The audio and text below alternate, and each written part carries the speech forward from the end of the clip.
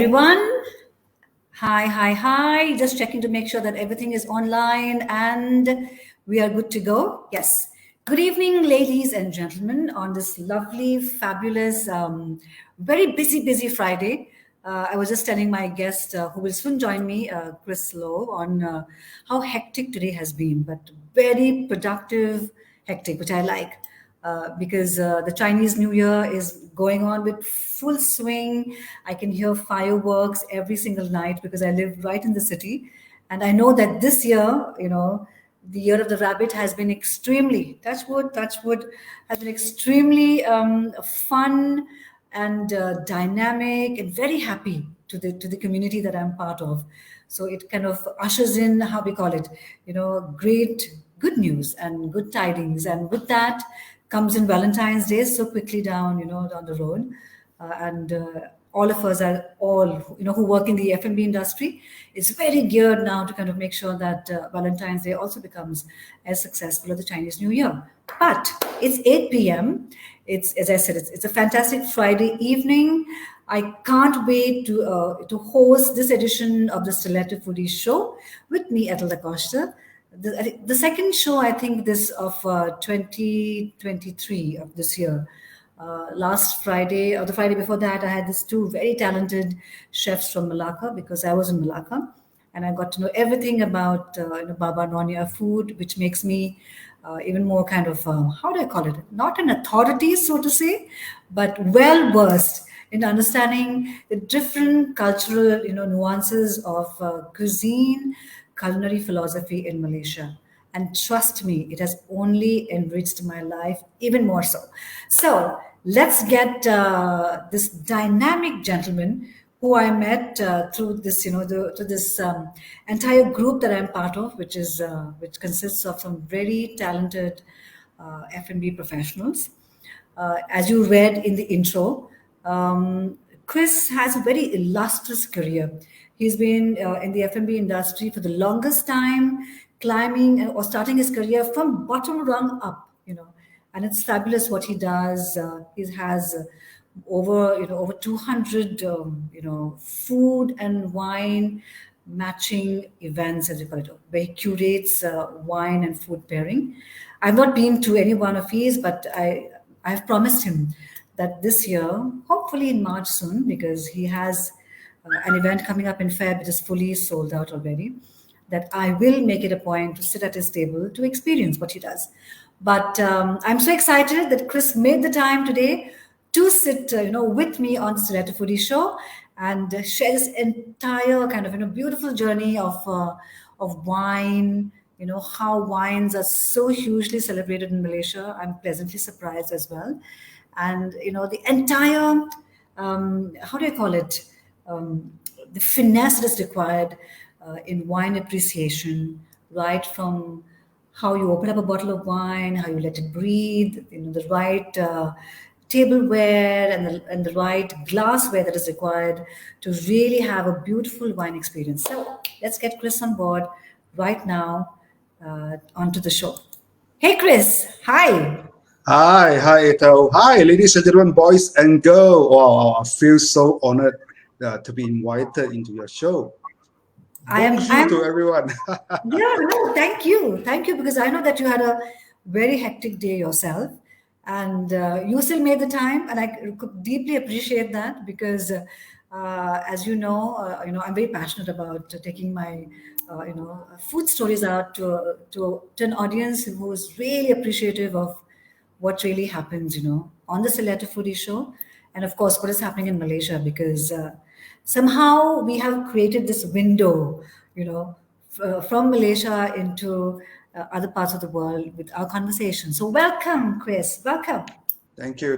Super duper honor to be invited to your show. And during the intro, you have introduced me. I work from the bottom of the food and beverage, and until now, being perhaps one of the few.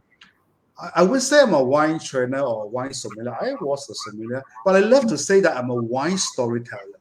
I That is, tell story about wine. I tell story about how wine and food can marry together, yeah. and uh, and uh, and And when many times that I've been asked or interviewed, Chris, what make you stay in this industry? Hmm. I stay in an industry so that I can continue to eat and feast as a professional.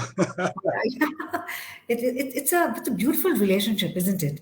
Yeah, You know, yeah, because indeed, indeed. because I've been in the lifestyle media vertical for the longest time, Chris, since 1990. So if you calculate backwards, we're all dinosaurs in that way, and and you understand, how wine, depending on flavor, mood, notes, how it kind of, can make or break a dining story or a dining Mm, experience in that way, right? And mm, I'm very keen to understand from you because yes. ever since I stepped into Malaysia and into the industry, F&B industry, I realized that it's like a whole universe of wines available, in Malaysia. I'm surprised and shocked at the same time. But before we get into that, tell us a little bit, of how your entire journey also has begun to my audiences, because I think it'll sound very nice, when it comes from, and very inspirational when you tell it. Mm. I think there's a good way to start the show by sharing some of my timeline or how do I get into wine. Um, Typically, maybe it's not by accident or by Yes. accident. I'm not doing well during secondary, Hmm. meaning I'm not academic per se kind of a student. Hence, I like more experience, more kinesthetic. So with the secondary school grades that I have, the few choices of college that I can get myself into when I do my shopping.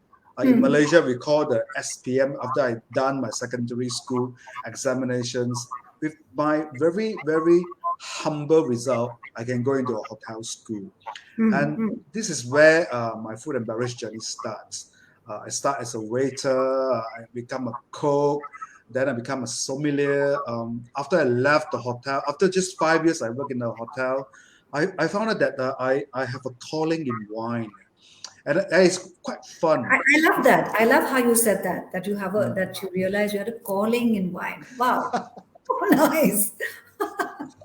Well, I discover if I become a waiter in a restaurant or Hmm. in a hotel, right, I must equip myself with a skill that my peers and my colleague do not have. And I Yes. found out wine can be a skill that make me stand out, and it really make me stand out because I see that time when I become a waiter or senior waiter is the .com era. It's the Hmm. 90s where internet is all booming, the .com, and people are rich. They started to drink very expensive wine during the Yes. time I land my foot in the industry. Then I found out I can receive a lot of tips if I Hmm. know how to do a food and wine matching when they dine in my restaurants. And that is actually the calling of wine with me. And of course, before that, I think as a cook, I steal some wine while I'm cooking, but that is part of the puzzle of going through the industry. But the real thing is that I want to differentiate, okay, for my colleagues. That's why I go very, very deep in the wine learning. Yeah, yeah, because I like how you said that. I remember in 1990 when I started out, being a journalist, like a very completely out of university, fresh gills and stuff like that. The food industry was not, of course, what it is today. So all your dining experiences were either hosted at home or hosted Mm, at your, at the homes of your guests. And mm, wine was just how do you call it? It just complemented, your food experience.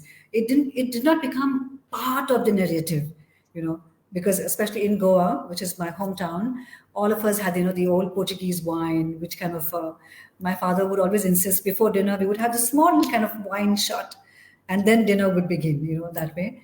And then I realized, throughout my career, as my career grew and I was more and more out, traveling on all these lifestyle events and stuff, wine suddenly started becoming a conversation along with, a sit down and things that way. Yeah. As I said, we're both dinosaurs. You are absolutely correct because I do now uh, actually when I conduct a class or when I tell a wine story, right, I will actually enrich the audience or so-called my trainees or students that actually wine is a language. Yes. Is in the beginning it was part of the food culture because wine is created to complement the food where so-called the wine is created in their own country. Like a good example, in Italy, because of a lot of tomatoes, a lot of pastas, the wine that they make in Italy complements a lot into pizza, into the pasta sauce, and in Yes. France and the rest of the wine producing country. But now, why more and more people, especially now you can see in Malaysia, they are very involved or very indulged in the wine because wine has Correct. become a social communication tool. Yes. Wow. Yeah. Nicely put.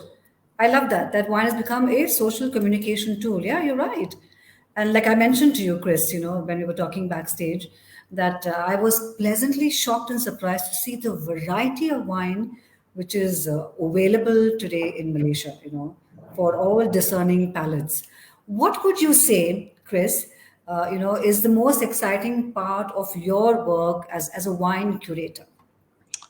I think the most interesting part of my job is to get to taste the wine and eat the food before I show it to my audience. Ah, The lucky you. backstage, like before our show start, we do a bit of mise en place of preparation, right? That is Yes, actually the best part of my work because that involves a lot of communication, that involves a lot of trial and error, a lot of uh, like me now after 20 over years of playing wine with food, my interest in food and wine matching is going to beyond how one food is good with the wine, but how one wine can improve a relationship.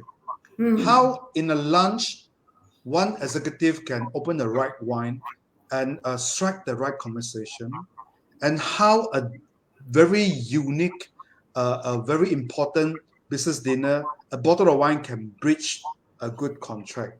And yes. and how me as a local Malaysians, right, enjoy my wine with my local food.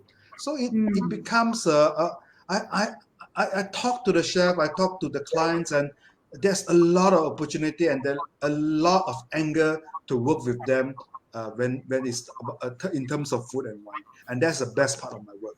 Yeah, Yeah. Wow, that sounds, how do you call it? Very, very an envious job profile to have. but be careful. I have my job hazard. Is a waistline.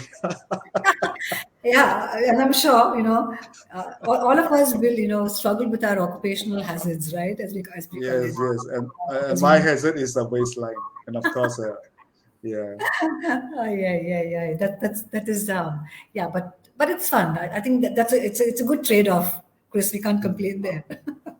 I'm going to open a bottle of wine while I talk to you Yeah. because today the show talks about wine, right? So I Yes. will while we are doing the show, I'll just open this bottle of wine and enjoy this glass of wine while we talk to you. But today I'm drinking one of the wine region that I love. There are more than 2 million wine labels around the world, but I particularly like wine that has come from France and from this part of France called Bordeaux. So I call Bordeaux. I have no shame. I tell everyone my Bordeaux is my second home. So and I use Bordeaux a lot in my classes and when I curate events, curate dinner. Bordeaux always have a place with me. So I'm going to open a bottle of Bordeaux, okay, particularly from the region of Saint-Emilion, and I'm going to share this experience with all our audience of Oh, this. nice shows. And this is a huge bottle that I'm supposed to enjoy this Sunday, because this Sunday is the last day of Chinese New Year, and we call that Chap Gomei, right? But this is Yes. a Magnum Mist 2 bottles, right?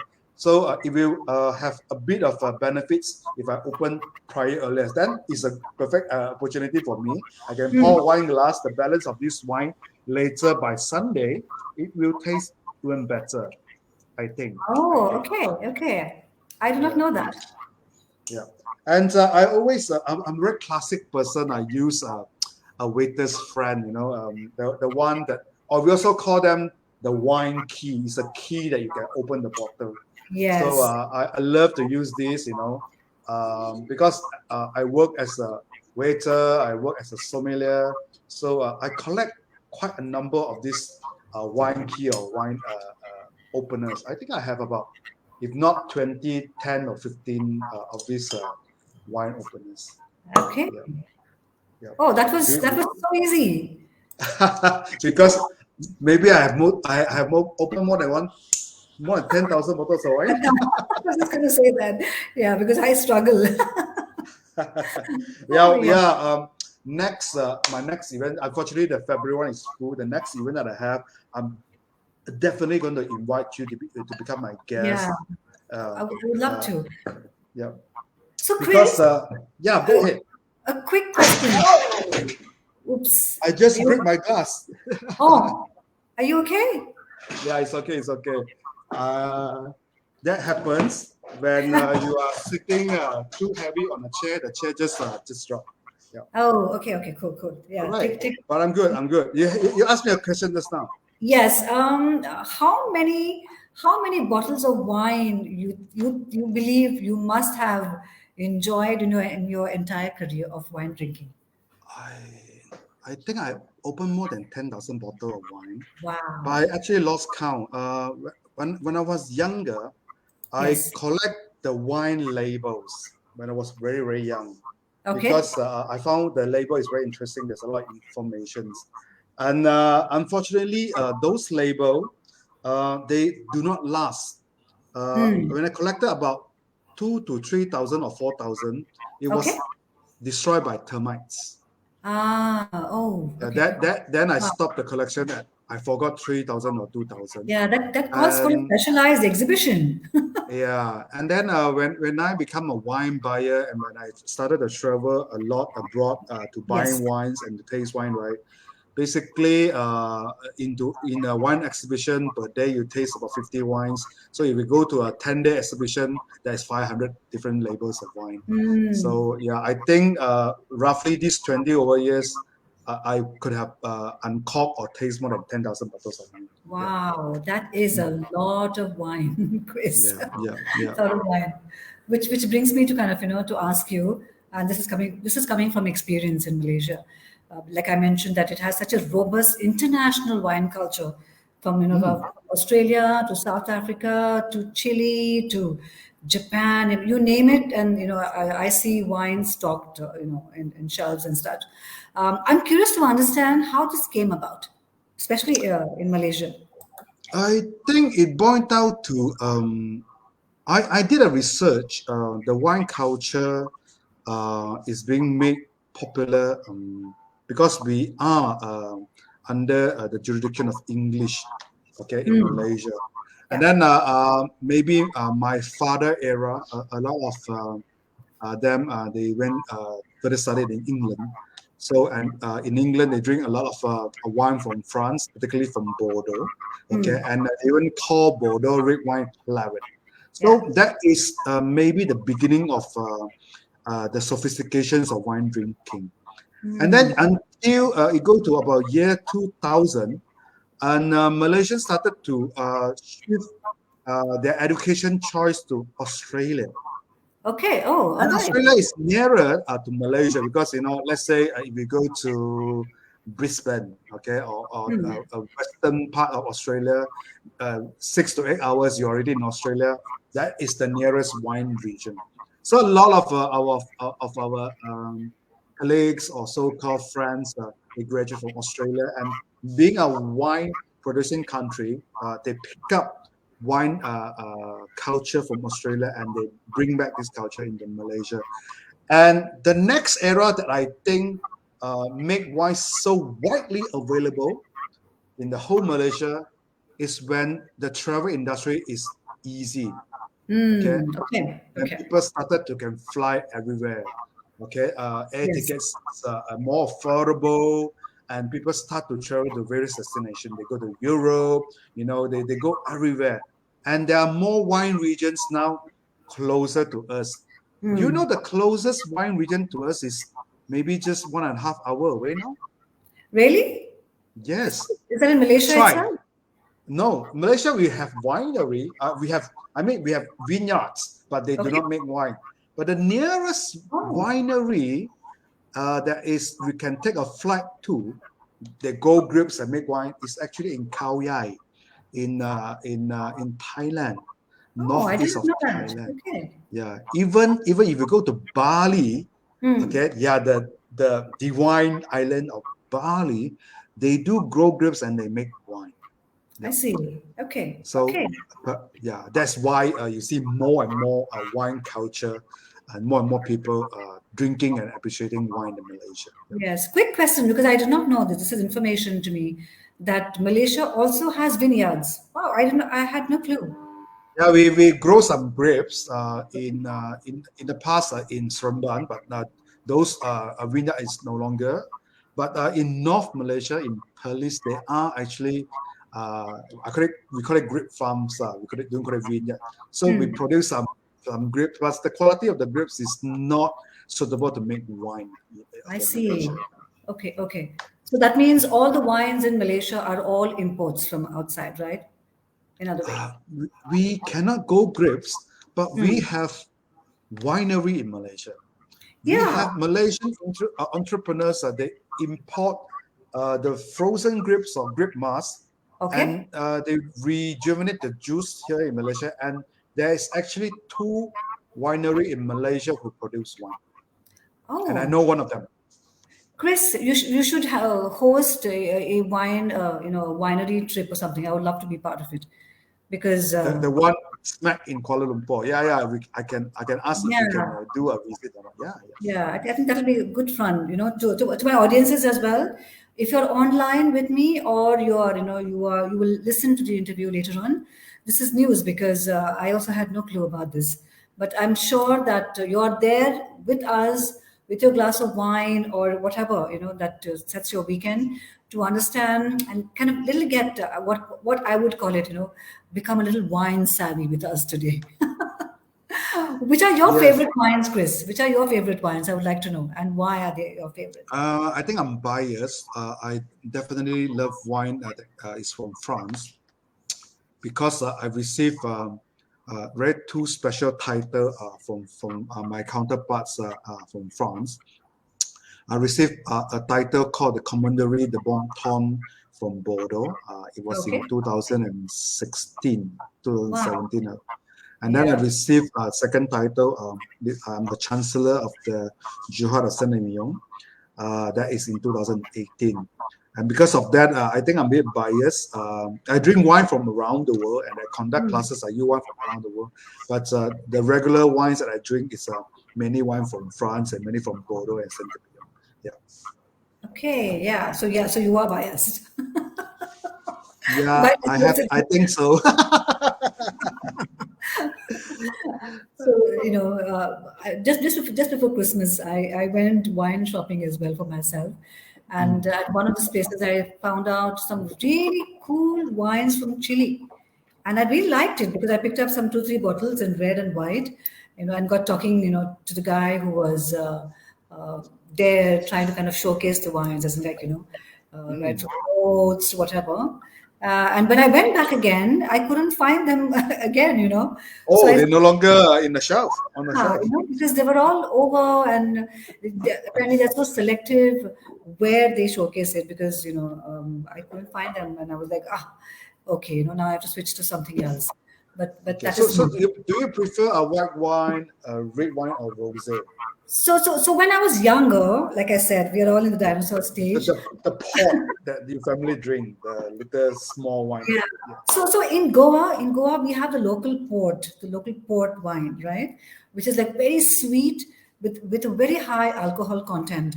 Mm. So that used to be when we were kids.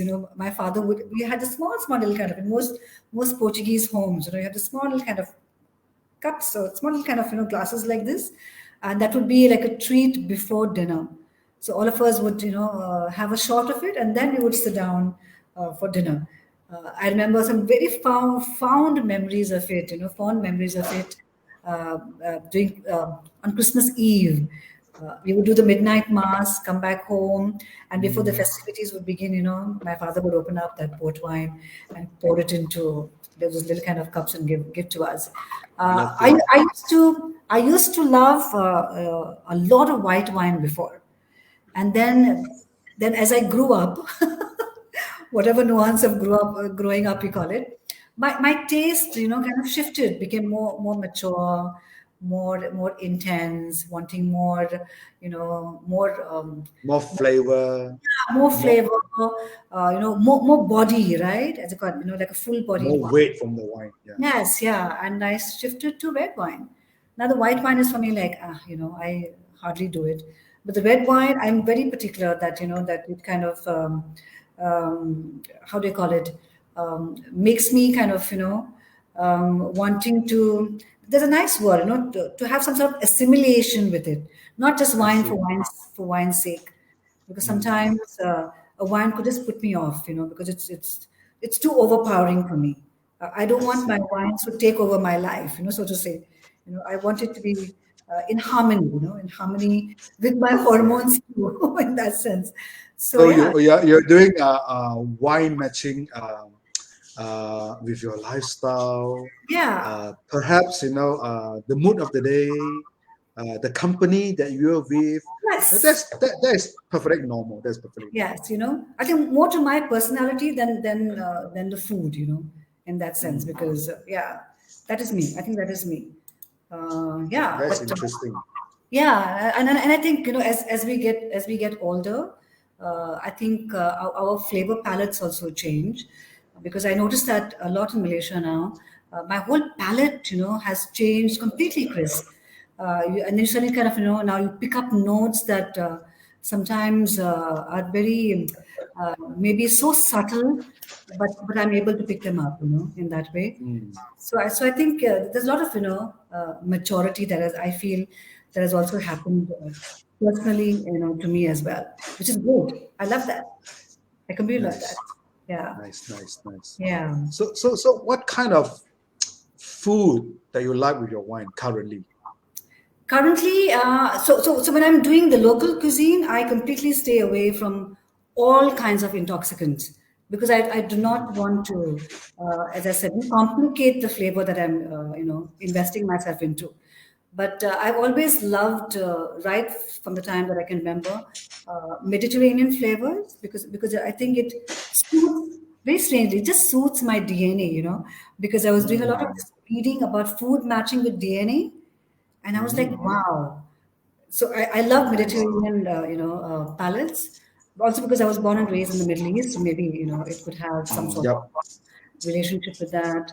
I'm also half Portuguese from my mom's side, so Mm. I'm sure that nuance also has sipped into my own genetic code. Indian food, very strangely, Scotch or a whiskey, but Okay. but not wine. But not wine. Okay. Yeah, because I think it just complicates it for me. And Okay. personally, yeah, I'm speaking from my palate strictly.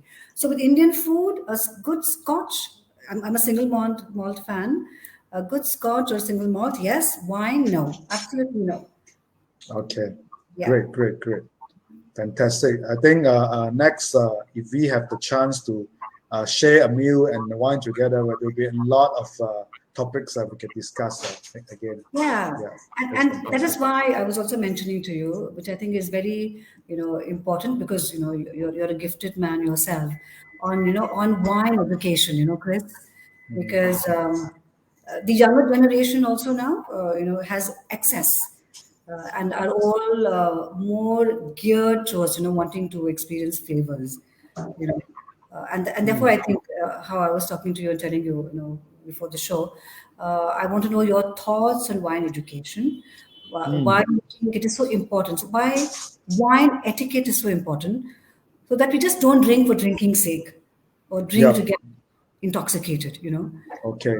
Yeah. Maybe I start with wine etiquettes. Wine etiquettes, I do agree with you. Let's talk about maybe the right glassware Yes. to drink a glass of wine. That really enhance the ability for the wine to tell you a story. Because I believe every bottle of wine, the winemaker would like to tell you a story. If you have to use a right wine glass, the wine can sufficiently effectively tell the story to you. For example, now I have two glasses. This Okay. small one I use when I need to try a wine very, very quickly, where I just want to assess the wine less than 1 minute. I want to look at the color. I want to smell the wine very quickly. I want to get a tasting note come out very quickly. I'll use this glass. This is what I call ISO glasses. Okay. So when I go to a trade show or when I want to do a tasting note for wine, I use this.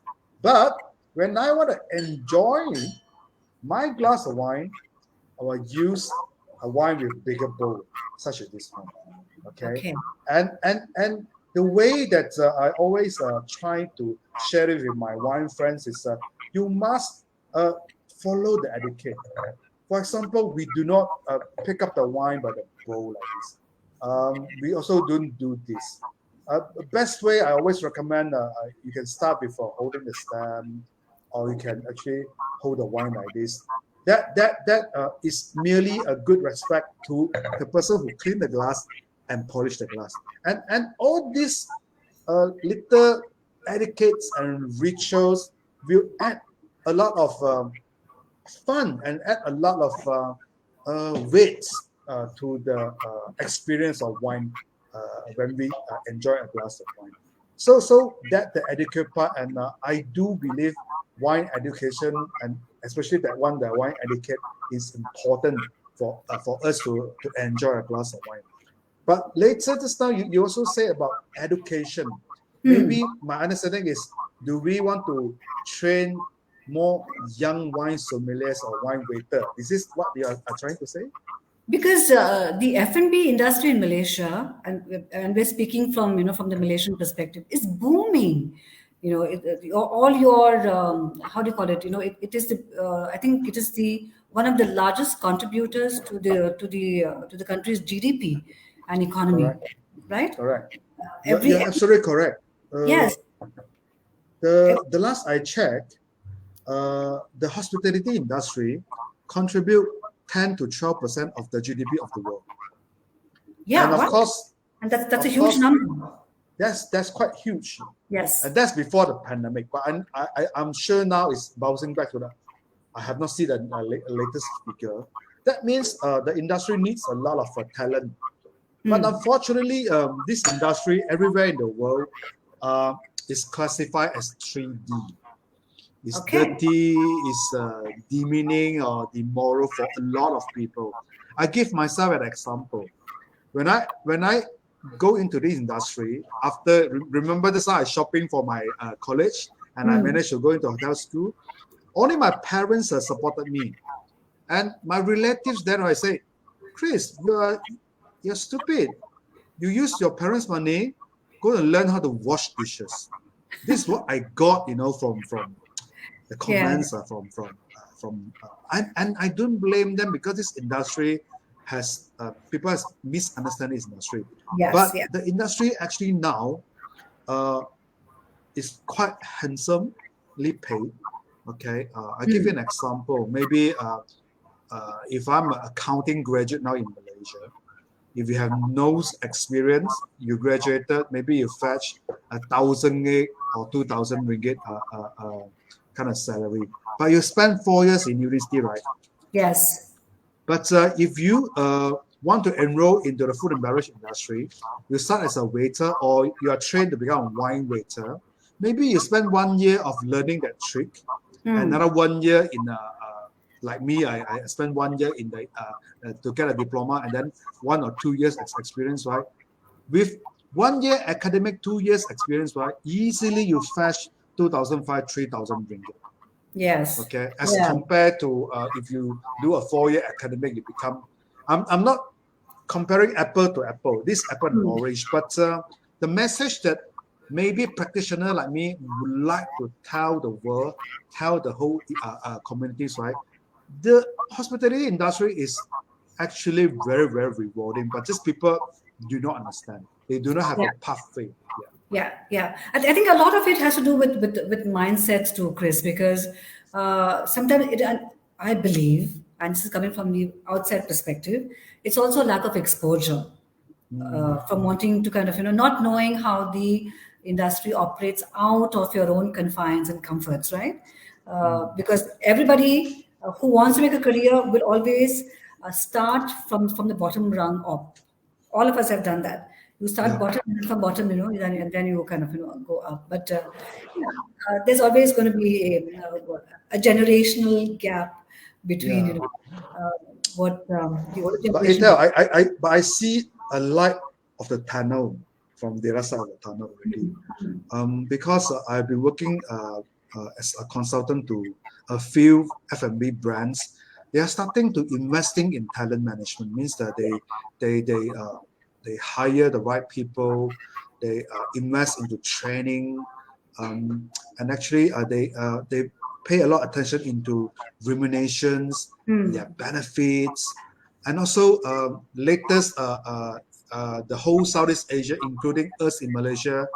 We are now starting to be uh, we have Michelin star. So Yes, these unique standards can be used into enhancing our local talents. In yes, the I agree. past, as I'm a F&B trainer, I'm a certified trainer.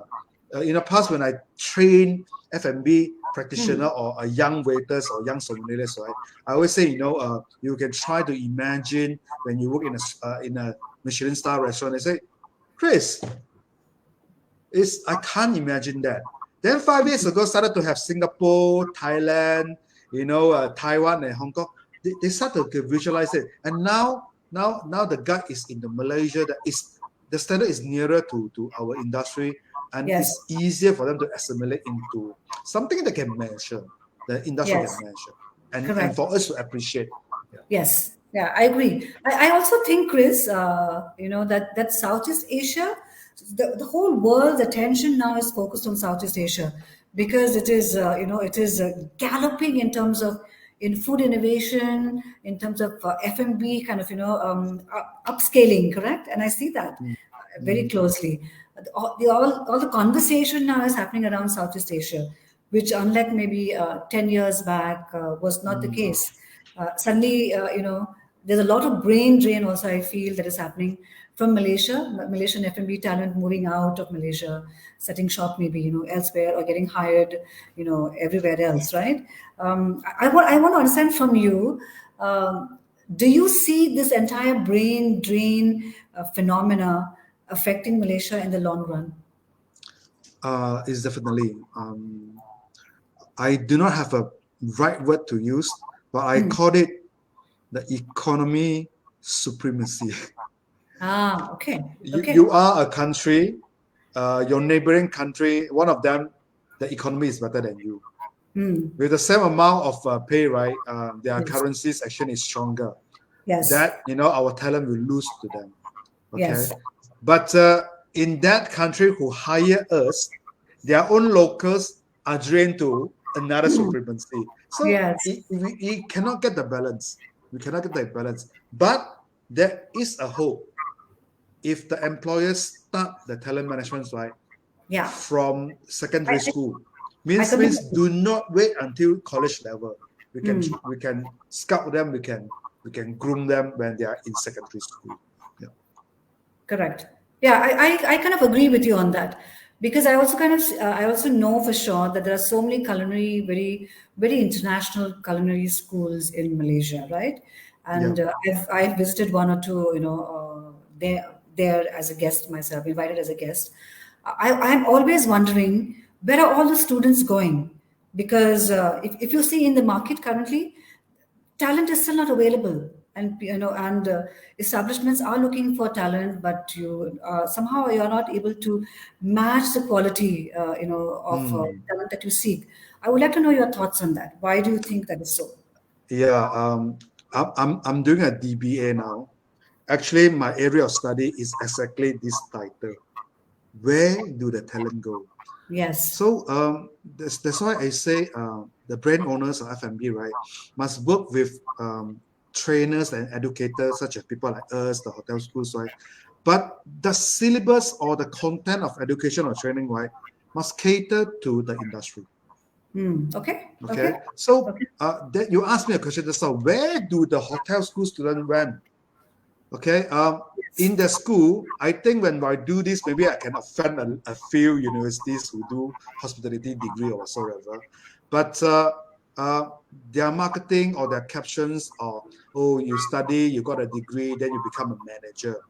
That's not wrong.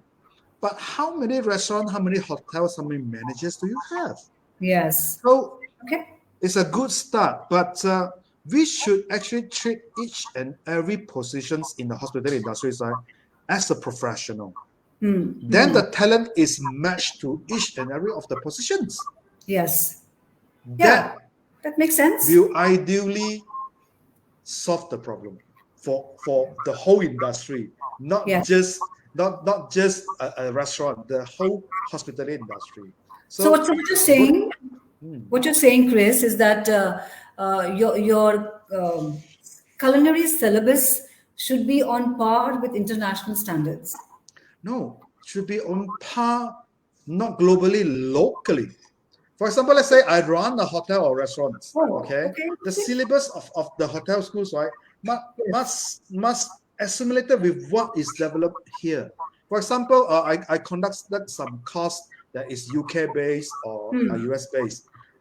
We have to learn their so-called food safety standards of UK or US, but that standard cannot be practiced here.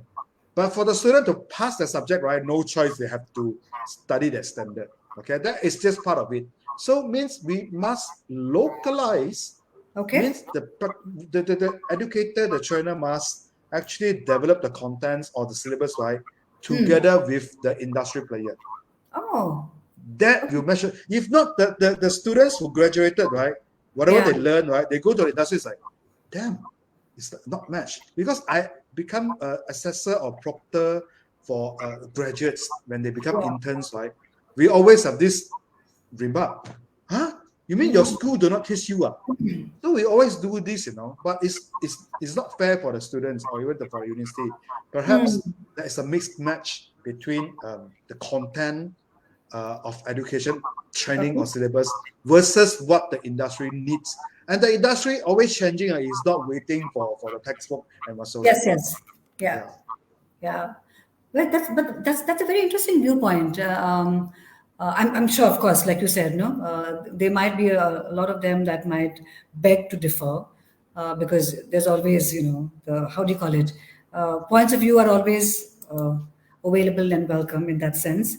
But Mm. what you've said is very interesting. So what you're saying is that there should be some sort of think, be local, think global, something like that, correct?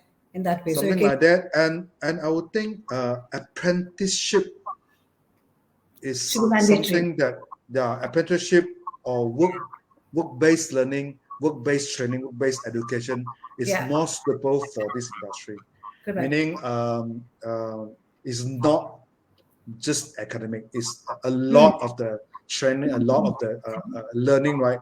Is at the actual working environment. That is Hands-on. more is hands-on, real world. Means Hmm. there's no gap. When I graduate from this, there's no gap. I'm immediately can go in do work in the industry, especially the industry where I study. I Yes. study in Malaysia. I graduate in Malaysia. I can go into the industry, go to work almost immediately, if not immediately. Yeah. Yeah. That is my viewpoint, and I'm working towards that with a few brands, and hopefully, that is my small goal, medium goal. Next 5 years, if we can do this change, right, there will be more quality F&B or hospitality, Yes. young talent that Yes. is matched Very into interesting. Yeah, very yeah, interesting. yeah. Very interesting. I like that idea of creating a bridge and not a gap, is what you're saying. From Mm. theory in schools or a college or the institute, vis-a-vis the actual real world of what really happens But there. don't get me wrong, the universities are doing a good job. Yes. Just I think it's the practical part and the work-based learning part that can really enhance the workability, and then the students stay longer in the industry, because a Yeah. lot of them like, oh my goodness, what I study and what the industry wants is mismatched. So Correct. that's why maybe they give up after a short period of time. Correct. Yeah. Yeah. You're right. Yeah. Because when I was in Dubai last year, I met a couple of talent or professionals in the F&B industry who were from Malaysia, Chris. We And export a lot. yeah, A lot of they Malaysian went to Middle East, Singapore. Now a lot of yes, Hong Kong, Macau. After yeah, the pandemic is over, then correct. all the talent is going back to where it's hot now. Yes, yeah, interesting, Yeah, interesting. I yeah. like the viewpoints that you've shared. I hope my audiences also kind of understand it, and I'm sure they agree also that how do you prevent this entire intellectual brain drain, right? After you invest Mm, so much of time, yeah, money, resources to kind of yeah, to develop that yeah. talent, and then you lose that talent, no? Mm, To go somewhere else. yeah. Um, coming back to wine, coming back to our food. Yeah, we go a bit far to talent Yes, management, but yes, yeah. And you could just, as I said, it does contribute to the quality of service, right? Yeah, yeah. Go right. back to the wine. Yeah, very true. Because I'm sure, there are establishments that cannot manage to find good wine sommeliers, because I know a There's few of them almost constantly searching for non-existent. wine sommeliers, yeah. And Yeah, a someone lot. can Yeah. find the right kind of talent. Mm. Tell us a few tips, Chris. Share with us a few tips on like how you mentioned, the correct way of drinking wine. Now that you have a bottle open as well. Right, great. So the etiquette of holding this now, I already showed to everyone. Okay, hold Yes, it to the stem, at the and stem. and also sometimes we cheers with our friends, right? The correct way to cheers is knocking the body to the body of the glass. Ah, That prevents glass of chipping, because a lot, you know, we knock it here. This is the weakest part of the glass. This is here is the strongest part of the glass. yeah. Well, I have a three-step wine appreciation concept. I call it the 3S wine tasting method. What is the 3S? The first S is see. Yeah, we see the wine. Okay, so we see the wine, but I can't do it here. But I usually will ask my trainers to use their mobile phone, and then as a base, so that they can look at the color using the mobile phone.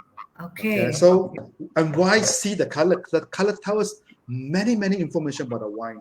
The colors can tell us the wine can come from a warm climate, a hot climate. The color can tell us the age of the wine, etc. The color can tell us if the wine is still healthy or already fatigued. So the first S is look at the color of the wine. The second S is to smell. To smell the wine. I must say, for me, 90% of the enjoyment of the wine come from the nose.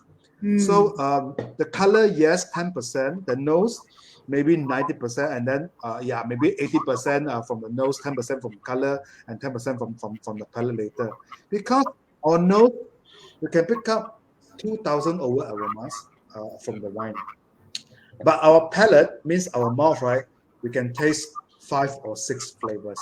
Now, Ethel, what are the 5 flavors we can taste on our palate? 5 flavors. You said flavors, or did you say or Taste, sense taste, taste, taste. right? Yeah. Sweet, sour. Yeah, I think sweet and sour, spicy, Sweet, salty. sour, bitter, salty. Yes. That's 4, right? Yeah. Spicy or hotness is not a taste, but it's a sensation. Okay. Okay. So the fifth one, we call it the umami. Yes. Yeah.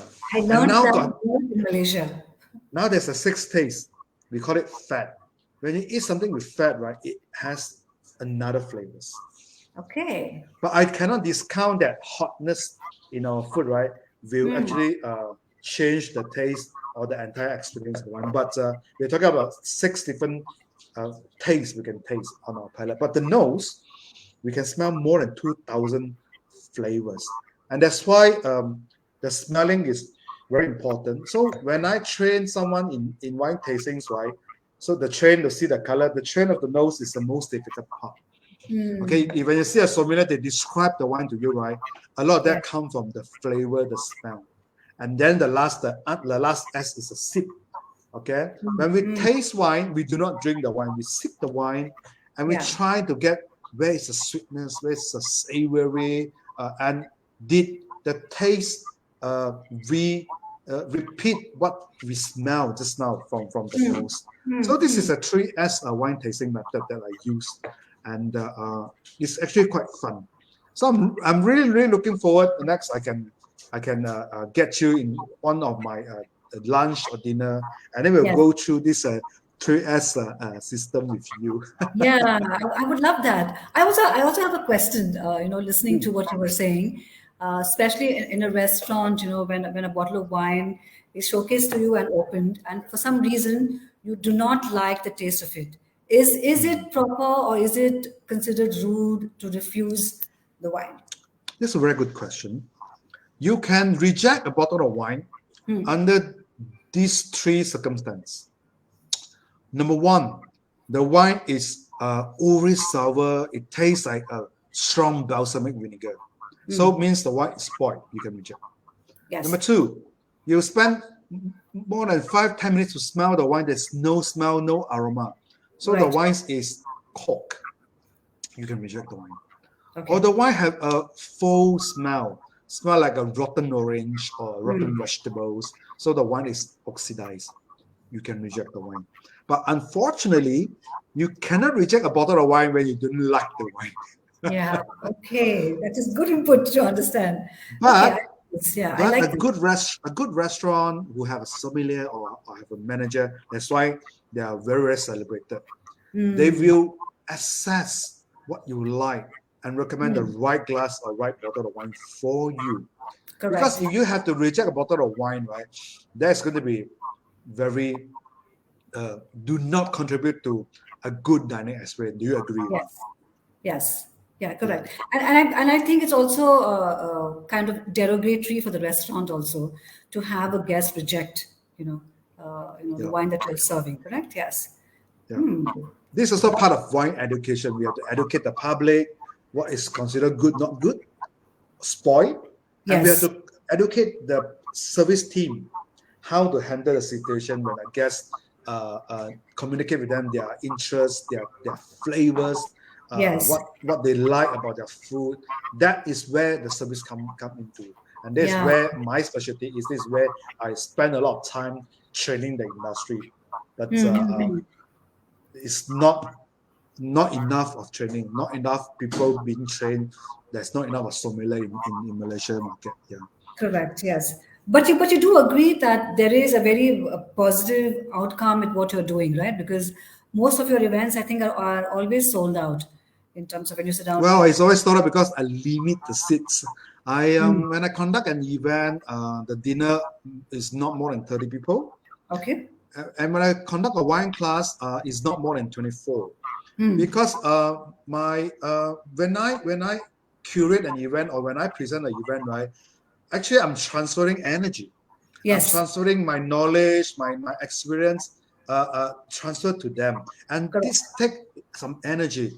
So I'm not good. I can only transfer energy to 20, 24 to Yeah, 30 of people. I course. cannot do more than that. Yeah, Cannot do more yeah, than that. Yeah, fantastic. yeah. I'm looking forward, Chris, to your next one. I really want to be part of it because there's so much to learn from you. And I Mm. love, like I keep saying, I'm a good student. I learn very quickly. I learn very quickly, and I'm sure I've had and I continue to have a fantastic circle of mentors that I'm constantly learning from, And Yeah. Malaysia also, I think, so beautifully welcomed me, to kind of to come, experience, learn, and yeah, and I have a good circle of very close friends who are from the Mm, industry, and I'm constantly learning from them. All mm, these mm, nuances of what mm. goes into enhancing your quality of life, right? In that way, Yeah, yeah, definitely. yeah. Mm. What would be your advice to young sommeliers in Malaysia? Mm. I would say that if I have the chance to tell each and everyone who learn wine and practice wine service in Malaysia, either you're a wine waiter or you are just a wine server or you are a young sommelier, please do not give up on the Malaysian market. Okay. Of course, there's always another supremacy of economy can pay you well. But at the end of the day, uh, you may need to come back to Malaysia to live, right? Yes. Okay, so you can go outside to gain experience, but please bring back your experience and groom your own countrymen. Fantastic.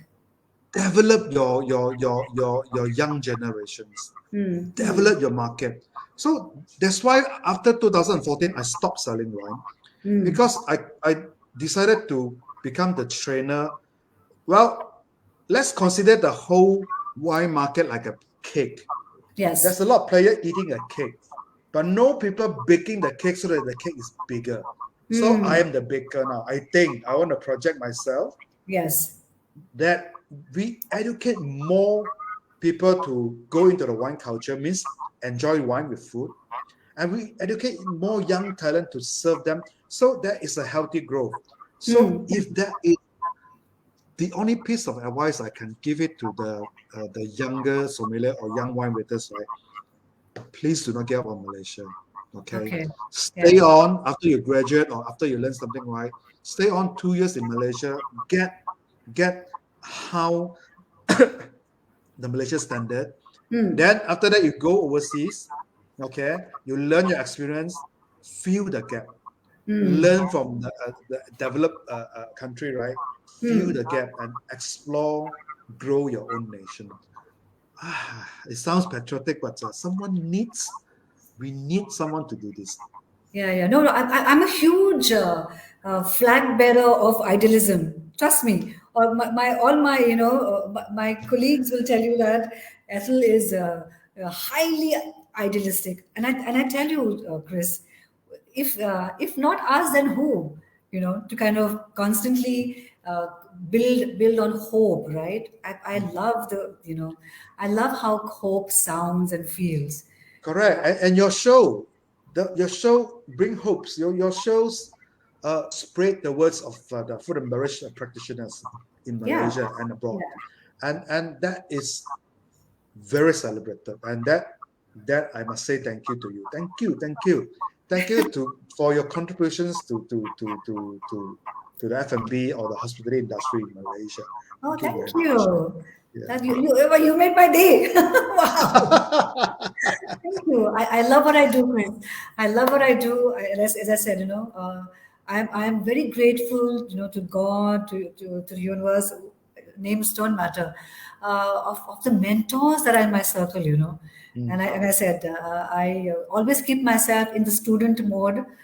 Because I always want to learn, and I want to be a student for throughout my entire life, till I kind of till I kick the bucket, so to say, because there's so much information out there, Yeah, that you yeah. can learn from, contribute, and then put it out there, in whichever way that you want to.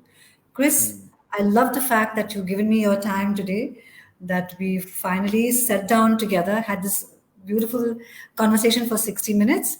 I've learned a lot from you today, in terms of like how you also kind of said, I'm going to watch this show again on this entire thing of, how to be cautious in not rejecting wine.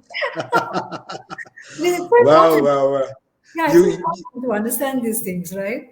And also, you're giving me an opportunity um, to touch more people through your show, And I thank you for that. Thank you very much. And most importantly, seriously, I think what you do in of the show really can spread, okay, more words, more positive vibes about the industry. Please give up the good word. Please, thank Yes, you very much. yes, yes. I am going to, because I am part of the industry also now. Whatever way that I can contribute, I love to contribute. Chris, this has been a fantastic Stiletto Foodie show with you. I wish you all the best on your upcoming show, your own little event that you have. As I said, I will join you on the next one. Thank you very much. Yes. On that So note, bye bye to all. Thank you very much. yes, I I'm going sign to see off you. now.